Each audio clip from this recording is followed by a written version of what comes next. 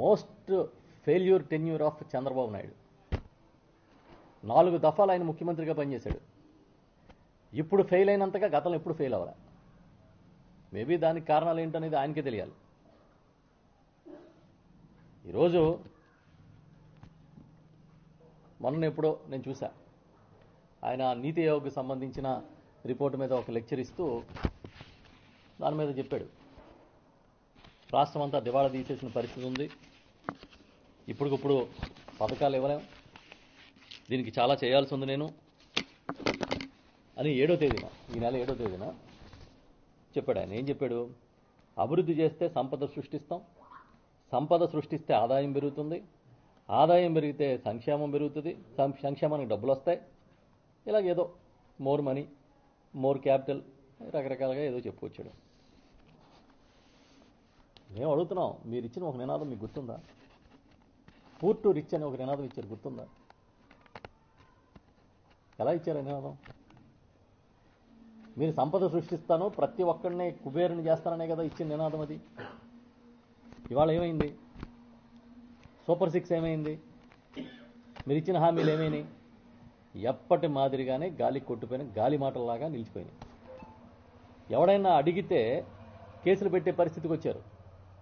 పాపం కొంతమంది యూట్యూబర్ల మీద కూడా ఇవాళ కేసులు పెట్టే పరిస్థితి వచ్చింది. ఎన్నికల ముందు ఈయన ఎన్నికల ప్రచారంలో చెప్తూ ఉండేవారు చంద్రబాబు నాయుడు గారు, మూలనున్న ముసలమ్మ కూడా బటన్ నొక్కుతుంది, అదే పెద్ద గొప్ప బ్రహ్మ విద్య అని. నిజమే కాబోలనుకుని జనం కూడా ముసలమ్మను నొక్కితే ముసలుడైనా నొక్కుతాడని చెప్పి వేశారు. ఏమైంది? బటన్ ఎందుకు నొక్కలేకపోతున్నారు? ముసలమ్మ నొక్కుతుందనే బటన్ను మీ ప్రభుత్వం ఎందుకు నొక్కలేకపోతుంది? ఆ రోజే జగన్మోహన్ రెడ్డి గారు చాలా స్పష్టంగా చెప్పారు, చంద్రబాబు నాయుడు గారు ఇచ్చిన హామీల్ని అమలు చేయాలంటే ఏడాదికి 1,65,000 కోట్లు కావాలి. నేను ఇవాళ ఇచ్చే పథకాలే 70,000 కోట్ల రూపాయలు అవుతోంది. ఇంతకు మించి ఇచ్చే అవకాశం ఈ రాష్ట్ర ఖజానాకి లేదు. కాబట్టి నేను అబద్ధాలు చెప్పను, చెప్పలేను, ఆయనలాగా మోసం చెయ్యను. ఆయన ఎన్నికల ముందు డెలిబరేట్గా నిర్ద్వందంగా మోసం చేస్తా ఉన్నారని జగన్మోహన్ రెడ్డి గారు చెబితే ప్రజలు అర్థం చేసుకోలే. నిజాన్ని అర్థం చేసుకోవడం కష్టం, అబద్ధం అందంగా కనిపిస్తుంది. ఇవాళ ఎన్నికల ముందు ఏం చేశారు? ఎన్ని అబద్ధాలంటే రోజు వండి వార్చడమే. ఒక నడిచొస్తున్న అబద్ధంలాగా తెల్లారి లేస్తే అబద్ధాలు వండి వార్చి జనంలో పంపించి ఇవాళ అధికారంలోకి వచ్చారు.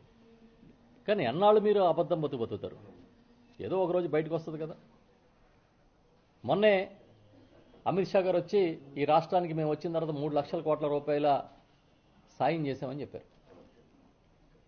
సంతోషం.